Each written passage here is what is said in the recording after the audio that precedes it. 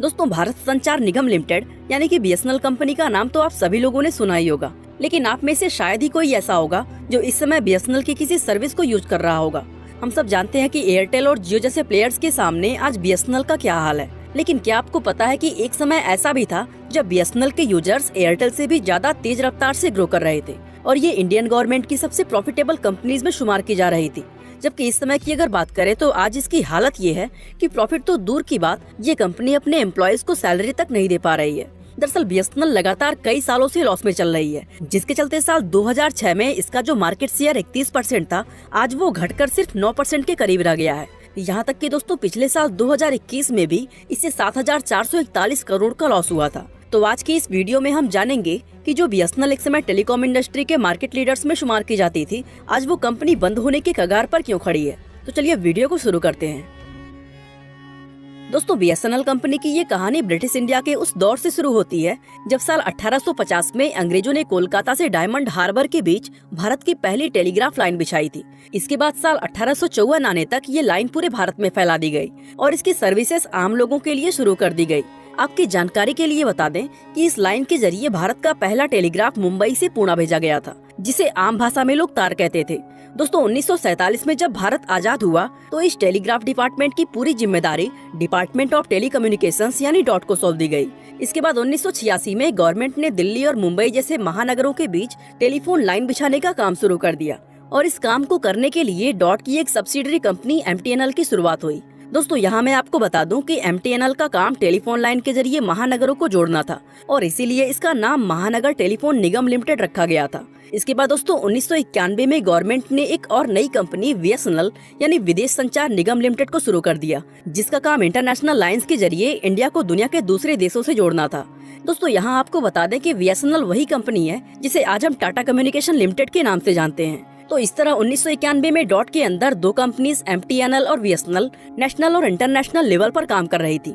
अब चूंकि दोस्तों इस इंडस्ट्री में टेक्नोलॉजी काफी तेजी से बदल रही थी, इसीलिए गवर्नमेंट को भी अपनी पॉलिसीज में लगातार बदलाव करना पड़ रहा था और इसी बदलाव के दौर में 1999 के दौरान गवर्नमेंट ने डॉट को डॉट और डीटीएस में बांट दिया, जहां डॉट का काम सिर्फ पॉलिसीज बनाना था, जबकि लोगों को सर्विसेज प्रोवाइड करने का काम डीटीएस को सौंपा गया था। और फिर साल 2000 में इसी डीटीएस का नाम चेंज करके बीएसएनएल कर दिया गया। तो दोस्तों, इस तरह भारत के अंदर बीएसएनएल की शुरुआत हुई थी। अब शुरुआती समय की अगर बात करें तो वो बीएसएनएल का सुनहरा दौर था। दरअसल बीएसएनएल उस समय लोगों की एक बड़ी जरूरत को पूरा कर रही थी, जिसके चलते इसके ग्रो करने की रफ्तार भी बेहद तेजी से बढ़ रही थी। यहाँ तक कि दोस्तों साल 2000 में बीएसएनएल के सेलुलर यूजर्स की गिनती 2.8 करोड़ के आंकड़े को क्रॉस कर गई थी और बीएसएनएल ने अपनी 2G इंटरनेट सर्विसेज 2002 में ही देना शुरू कर दिया था। दोस्तों, आपको जानकर हैरानी होगी कि साल 2004 में बीएसएनएल एयरटेल के बाद भारत की दूसरी सबसे बड़ी टेलीकॉम कंपनी थी और साल 2005 में बीएसएनएल ने एयरटेल से भी ज्यादा नए सब्सक्राइबर्स अपने साथ जोड़े थे। साल 2005 तक बीएसएनएल के लिए सब कुछ उम्मीद से ज्यादा बेहतर चल रहा था, लेकिन फिर इसके बाद इस कंपनी के साथ कुछ ऐसे कंट्रोवर्सीज और स्कैम हुए जिससे इसका भाग्य हमेशा के लिए बदल गया। दरअसल दोस्तों, बीएसएनएल के साथ पहली कंट्रोवर्सी साल 2006 में हुई थी, जब उस समय के टेलीकॉम मिनिस्टर दयानिधि मारन ने अपने भाई की कंपनी सन टीवी नेटवर्क को फायदा पहुंचाने के लिए बीएसएनएल का मिसयूज किया था। दोस्तों, इस मामले की सीबीआई जांच में पता चला कि दयानिधि मारन ने बीएसएनएल के 323 टेलीकॉम कनेक्शंस को मिस यूटिलाइज किया था, जिनके जरिए बीएसएनएल को करीब 1500 करोड़ का नुकसान हुआ था, जो इस कंपनी के लिए सबसे पहला लॉस था। साथ ही इसकी वजह से लोगों के बीच कंपनी की इमेज को भी काफी नुकसान पहुंचा था। दोस्तों, बीएसएनएल जल्द से जल्द अपनी इस खराब हुई इमेज को सुधारना चाहती थी और इसीलिए उसने वाईमैक्स टेक्नोलॉजी को अडॉप्ट करने का इरादा बनाया, ताकि ब्रॉडबैंड कनेक्शन को मजबूत बनाकर लोगों को बेहतर सर्विस प्रोवाइड की जा सके। लेकिन दयानिधि मारन का मामला सामने आने के बाद बीएसएनएल कंपनी में गवर्नमेंट और पॉलिटिक्स की दखल अंदाजी काफी ज्यादा बढ़ गई थी, जिसके चलते बीएसएनएल चाह कर भी उस समय वाईमैक्स टेक्नोलॉजी को अडॉप्ट नहीं कर पाई, जबकि एयरटेल जैसे दूसरे प्राइवेट प्लेयर्स इस टेक्नोलॉजी का इस्तेमाल बिना किसी परेशानी के कर रहे थे। और दोस्तों, यही वो समय था जब बीएसएनएल पहली बार इंडस्ट्री में दूसरी कंपनी से पिछड़ना शुरू हुई थी। इसके अलावा बीएसएनएल ने जब गवर्नमेंट के सामने चाइना से कुछ इक्विपमेंट्स इंपोर्ट कराने की मांग रखी, तो उस समय की कुछ फॉरेन पॉलिसीज की वजह से सरकार ने कंपनी को ये अलाउ ही नहीं किया।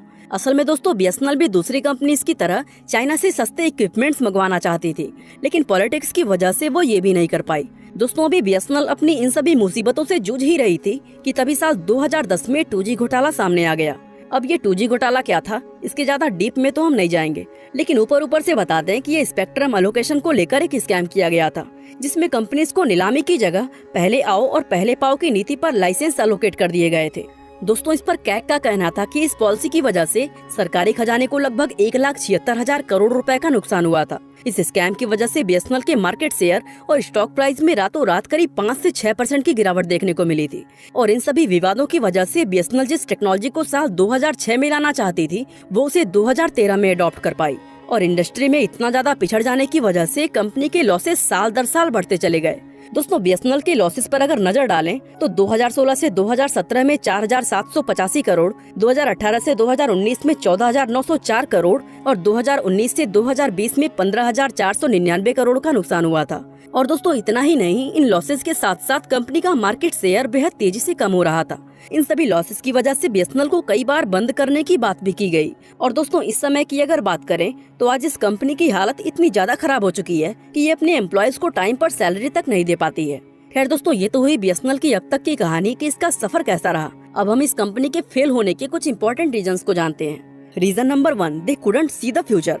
दोस्तों, बीएसएनएल के फेल होने का पहला और सबसे बड़ा रीजन ये था कि ये कंपनी इस बात को समझ ही नहीं पाई कि फ्यूचर वायरलेस कनेक्शन का होने वाला है। दरअसल दोस्तों, टेलीकॉम नेटवर्क्स दो तरह के होते हैं, जिसमें पहला होता है वायरलाइन नेटवर्क, जो कि जमीन के अंदर वायर्स के जरिए बिछाया जाता है, और दूसरा होता है वायरलेस नेटवर्क, जिसके कनेक्शन के लिए जगह जगह पर ऊंचे ऊंचे टावर्स लगाए जाते हैं। अब बीएसएनएल के शुरुआती दौर की अगर बात करें तो उस समय वायरलेस की तुलना में वायरलाइन कनेक्शंस बहुत ज्यादा होते थे। और दोस्तों, बीएसएनएल इस टाइप के कनेक्शंस के मामले में काफी ज्यादा एक्सपर्ट भी थी।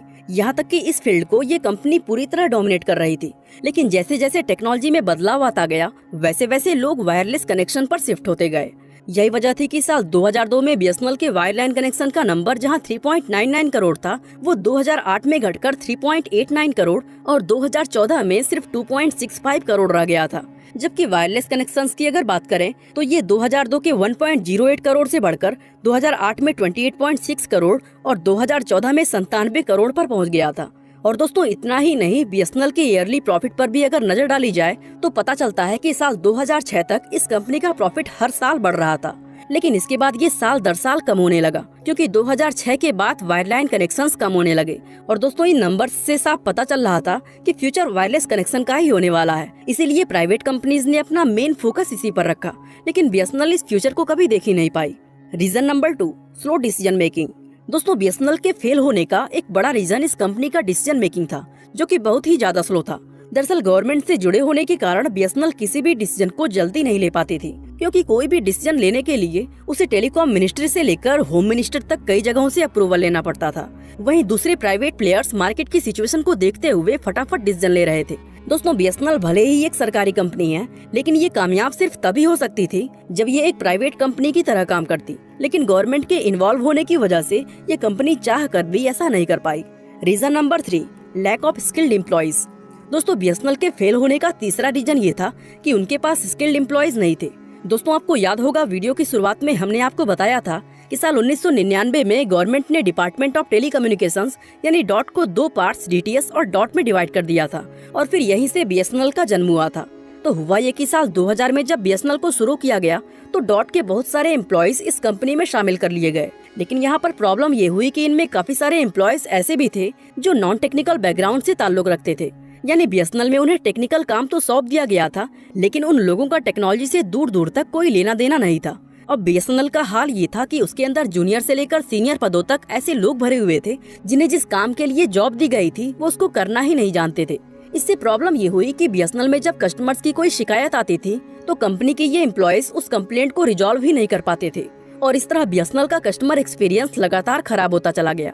वहीं दूसरी तरफ बीएसएनएल के कॉम्पिटिटर्स चुन चुनकर स्किल्ड लोगों को अपनी कंपनी में जॉब देते गए, जिसके चलते लोगों को बीएसएनएल की तुलना में इन प्राइवेट कंपनीज की सर्विसेज बेहतर लगने लगी। और दोस्तों, यहीं से ये प्राइवेट कंपनीज बीएसएनएल को पीछे छोड़ते हुए उससे काफी आगे निकल गयी। बाकी दोस्तों, आज के लिए बस इतना ही।